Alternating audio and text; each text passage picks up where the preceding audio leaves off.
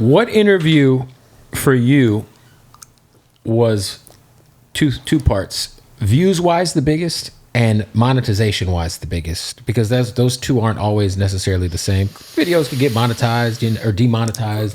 Yeah. It's hard to say in terms of views wise. I mean, the Michael Franzese full interview was pretty big. Yeah. I think it's maybe 5 million views for the full interview. It's one thing to have a really big full interview and have a really big clip. Right, because those full interviews, I mean, if someone's sitting there for 3 hours or 2 hours watching, yeah. Right.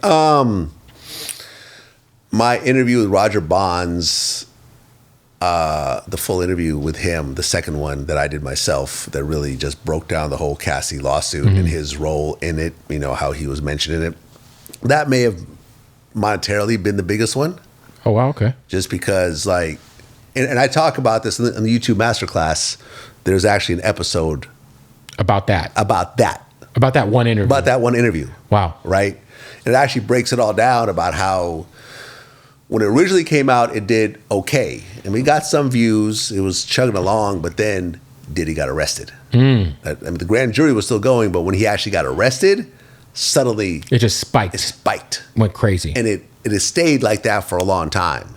And it was just every day it was like, God damn, another 200,000 views off this full interview again today. It was like shit, like over and over again this was happening. So that one did, but that's lightning in a bottle. You had no idea that was going to happen. I mean, you prepare for it. Right, but you didn't know. Yeah, there's no way to. You don't know. I mean, it's not like we advertised it. It just organically just started to go crazy.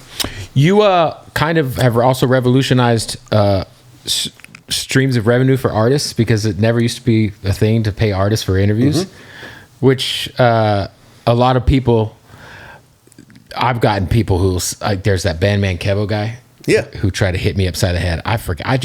He followed me. I DM'd him like, "Yo, let's get an interview." And he's like, "Yeah, $10,000." I was like, yeah, "Go fuck yourself."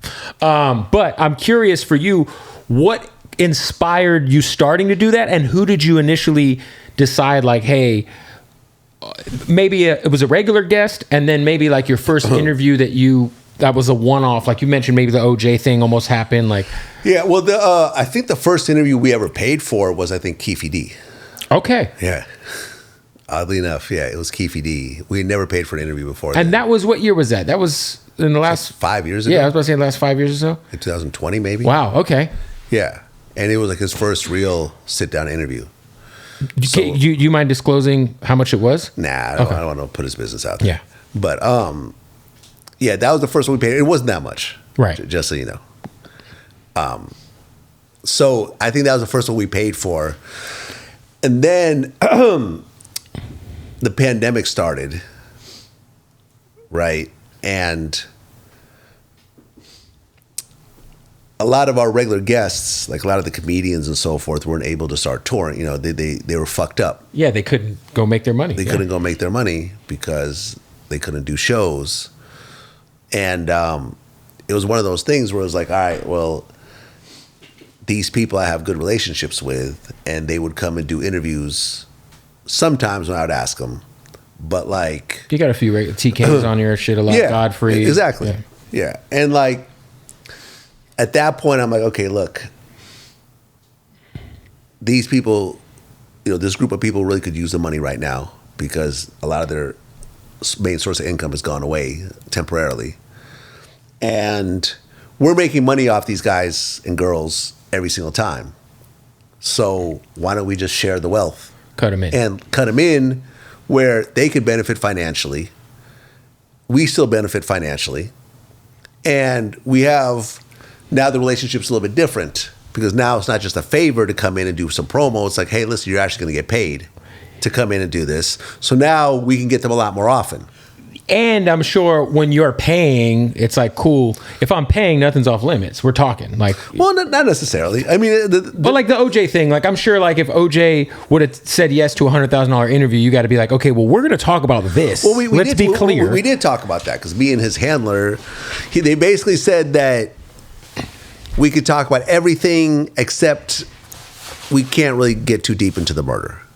Right, we can't talk about the blood evidence and all this other shit that he can't talk his way out of. But I felt there was enough there to make it make sense, to make it impactful enough, But going back to the original thing, it was like, all right, like we set up this situation where it was like really our regular guests were the ones that initially got paid. But, they deserve to get paid. Of course. They've been Boosie, doing all these interviews for free. Like Boosie wasn't getting paid during his early interviews. He was just coming in to do it. Then at one point it was like, all right, let's work out a payment system. And it's like mutually beneficial because I think it's turned, I mean, obviously Boosie's always one of the craziest personalities and awesome people in music, but like I feel like his brand has gotten, as a person, has gotten so big off of those interviews. Yeah, it's mutually beneficial, and our brand got bigger for the Boosie's interviews. Like, and for example, for sure, like, it's mutually beneficial. Yeah, because I remember like Club Shay Shay, Shannon Sharp. I remember someone had tweeted him and said, "Hey, how come we never have Boosie on there?" He goes, "Well, we don't pay for interviews. No shot to anybody who does, but that's just not our format." Yeah, and that's the thing. He hasn't done Shannon Sharp because Shannon Sharp doesn't want to pay him. Yeah, and that's that.